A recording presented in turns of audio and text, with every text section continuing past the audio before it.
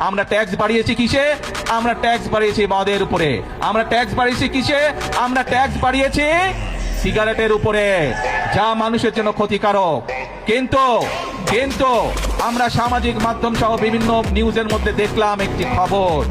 সেই খবর বিরোধী দল দেখলাম বলছে যে এই বাজেট তারা মানে না, গণবিরোধী বাজেট মানে না। প্রিয় ভাই বোনেরা, আপনাদের কাছে আমার প্রশ্ন, প্রিয় ভাই বোনেরা, আপনাদের কাছে আমি প্রশ্ন রেখে যেতে চাই, যেই বাজেটে ট্যাক্স কমানো হয় সেই বাজেটও বিরোধী দল মানে না। যেই বাজেটে মদের দাম বাড়ানো হয়, যেই বাজেটে সিগারেটের দাম বাড়ানো হয়, সেই বাজেটও বিরোধী দলের পছন্দ নয়। তাহলে এবার বিরোধী দলের উদ্দেশ্য বুঝতে পেরেছেন, লক্ষ্য বুঝতে পেরেছেন?